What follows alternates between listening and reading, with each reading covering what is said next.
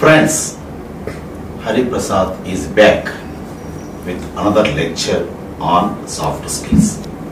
Today's topic is essence of interview skills. Message. Bachelors think that married men are lucky. Married think bachelors are lucky. The point is that the bachelors think at night and married think during daytime.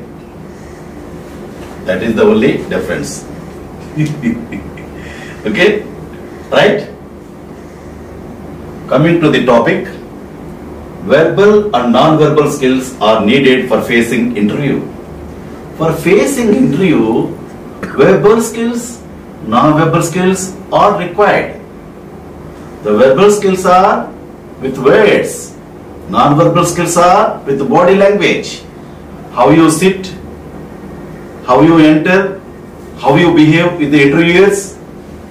Both verbal behavior, non-verbal behavior, both verbal skills and non-verbal skills are required to face the interview. Candidates are required to possess some techniques to become successful at interviews. You have finished your degree, your MBA degree or MCA degree, BTech degree, any degree. You finished. Okay?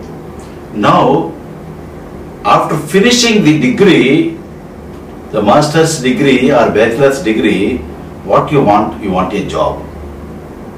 So, for facing interview, there are some techniques. Those techniques you need to follow to get through at the interview, to pass the interview. Okay? Alright? Those techniques we'll discuss now. MNCs conduct interviews at campus recruitment drives. The multinational companies recruit candidates at campus recruitment drives. The company comes to your college and it recruits candidates. So, nowadays, the students have to get employed while leaving the campus, at the campus interviews. This is the order of the day, fashion of the day. Body language plays a role in convincing the interview. Body language, how you enter, how you namaskar, how you wish, how you sit, okay? All these body postures, body language that matters, that convinces the interviewer. The interviewer feels, yes, this candidate can be selected, this candidate should be given job. The reason is, he has a good non-verbal behavior. That's what he feels, the interviewer. Sometimes there will be some interviewers, 4 or 5 interviewers will be there, okay? Globalization has touched all the streams like industry, human resources, HR, academia and administration. Globalization has touched all the sectors, all the fields. HR field, human resource field, academia field, industry field, administration field, everywhere globalization touched. Because of globalization today, we have niceties in recruiting agencies. Globalization has advocated the privatization of higher education. Now, there are private universities in the country, in the world. Why? Because of globalization. There are some universities, Vignan University. These are all, what is this? These are all these private universities. Of course, Vignan University is a deemed university. There are some private universities also. So, why private universities came into being? Because of globalization. In Andhra also, private universities are coming up. In Telangana also, private universities are coming up. In Chhattisgarh, lot of private universities already there. education is a service industry, not a profit industry. Education is service industry. That is why education should not be commercialized, because that is the only one. The poor, the rich, everyone will get education. So let education be a service industry all the time to come. What people are asking the government, education, health should be free. Education and hospital service should be free. Rest of them may not be made free. If these two made free, no, all people live nicely. That's what the governments have to do. Now coming to the message, I'll give you one message. Life begins with our crime. Life ends with others' crime. So fill this gap, as much laugh as possible. Always be happy. Keep smiling. Keep smiling. Always. Okay, right? Coming to the topic.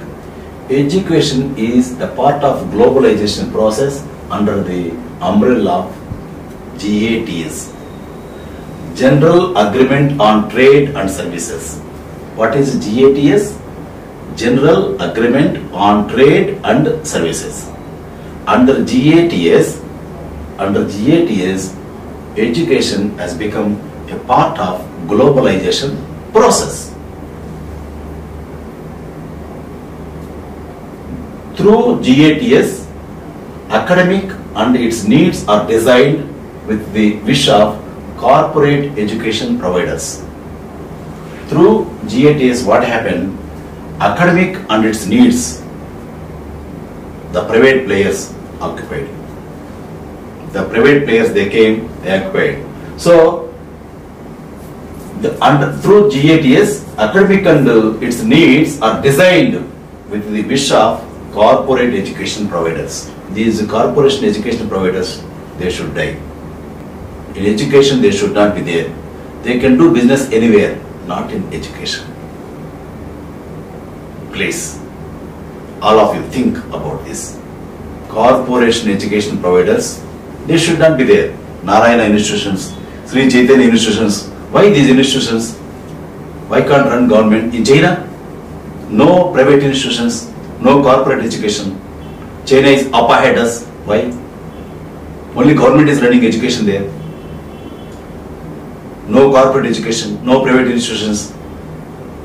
Why here? Let the governments think. All private schools, private colleges, private institutions, corporate education providers, all they should be shut down. All their shops are to be shut down. Then only India will rise. GER in developed countries is 54. 54% GER in developed countries. Gross enrollment ratio, GER, in developed countries 54%. World average 23%. 23.0% world average. In India currently 11.6%. It may raise 11.6%. This GER is in higher education. I am speaking of higher education, not middle education or primary education. Okay, right? So, the above percentages are at higher education, I already told you. Youth unemployability is a bigger crisis. How many MBAs, MCAs, how many graduates, postgraduates, technical graduates, technical postgraduates, the doctorates being produced, churned out by universities, colleges. But unemployment is a bigger crisis in this country, in India. Unemployment can be shunned down. No unemployment in India possible if all the students acquire soft skills. Soft skills in the sense, what I am teaching, how to teach other subjects through soft skills, that's what I am telling. If all the students in India are given soft skills, all of them learn soft skills, there will be no unemployment in this country. All employment.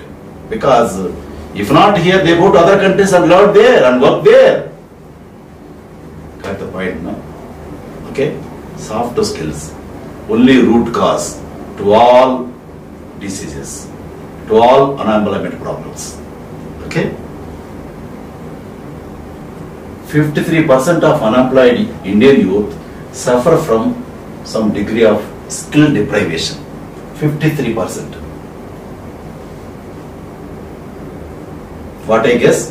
53% of unemployment. Why? Because of skill deprivation.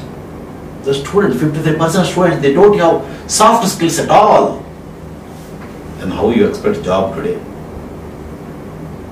I told you soft skills are like food for human being. Food is equivalent to soft skills. Soft skills are equivalent to food. That is the greatness of soft skills. Without the soft skills, not possible. 53% of unemployment because of deprivation of skill, soft skill. 57% suffer from some degree of unemployability. 57% they suffer some degree of unemployability.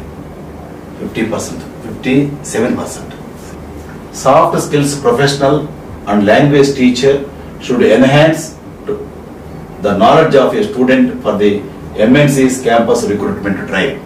The multinational companies, they come to colleges for campus recruitment. During those drives, the candidate should get selected. For that, what you have to do? The soft skills teachers and language teachers, before they leave the college, before getting the degree, in the classrooms themselves, in the classroom itself, what they have to do? They have to make them alright in soft skills, so that they will not have any skill deprivation. Okay? Right? Interview is a glimpse. After study, only interview comes. All the study is cleared in interview. That is, just in 5-10 minutes, the candidate is either failed or passed. Okay? So that's why interview is a glimpse. It comes and goes. Interview indicates a physical meeting with two possible objectives. There are two possible objectives. Interview indicates two possible objectives. Obtaining an opinion. For obtaining an opinion. Second one, assessing the potentialities of candidates for placement. First, obtain opinion, then assess the potentiality of the candidates for the employment. So, these two things required for the interview. In interview, qualities are assessed. What are the qualities? Soft skills professional or the language teacher should make the candidates get prepared with an action plan, history of an organization, updated resume, answering strategies, current context of trends, etc. for being effective ones in campus recruitment drive. This is to be taken care of by the soft skills trainers and language teachers. Preferably, the language teachers should be the soft skills trainers. For example, Professor Sumita Roy, these people, they are the soft skills trainers. They are language teachers, they are professors of language, and also they are soft skills trainers. So, one person should be both the language trainer and soft skills trainer. Soft skills trainer should also strengthen the candidates with problem solving skills, decision making skills, positive attitude, interpersonal skills, dependability, and other traits. All these are to be injected to the candidates by the language teachers cum soft skills trainers. Expectations of MNCs, multinational companies, and other organizations from candidates. What are the expectations of multinational companies, MNCs, and other organizations, recruiting agencies from candidates? What they are expecting? Youth passed out from universities don't have requirements that a job needs. You passed out from university, you don't have the requirements required for the job. Then how will you get? Just with degree, you don't get job today. That was when employment agencies were in force that time. Today not possible. Not possible at all.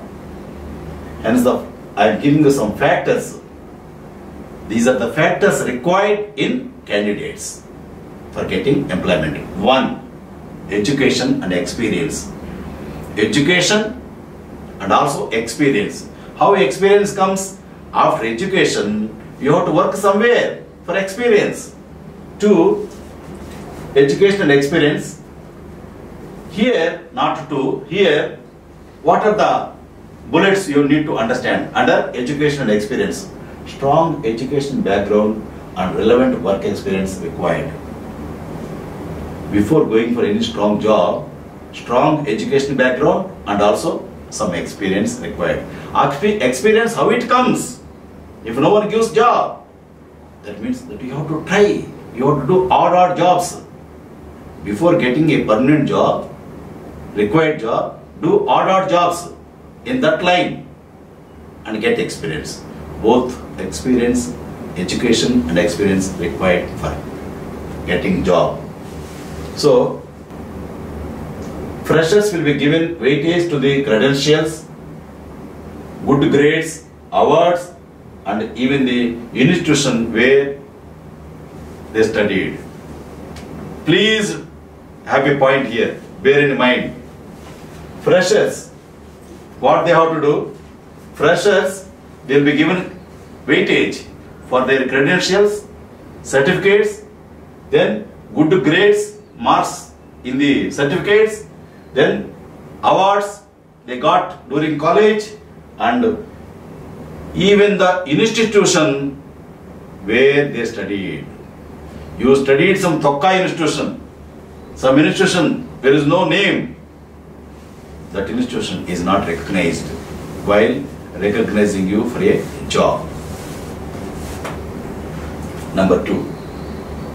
Number 1, what? Education and experience. Number 2, computer literacy. What are the points you need to learn under computer literacy? All jobs require a basic level of computer usage. I don't know computer usage, then don't go for job. Basic level of computer usage is required. A removable understanding of hardware components using a wide variety of software applications, word processing, spreadsheets, internet and system operating are required from candidates. Minimum basic computer skills required. That is why computer literacy we say. Okay. Number 3, communication skills. Number 1, education and experience. Number 2, computer literacy. Number 3, communication skills. Please try to understand. The communication skills play pivotal role. You have number 1 factor, that is education and experience. Number 2, computer literacy. Number 3, communication skills, speaking skills. They play a pivotal role. Communication skills play pivotal role. The candidates should speak, converse, write and listen effectively on behalf of the organization. On behalf of the organization. Number 4, teamwork. 1, education and experience. 2, computer literacy.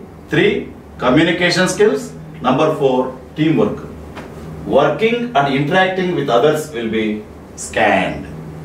Today's no I statements, only we statements. Teamwork, not individual work today. That is why your teamwork abilities are to be scanned.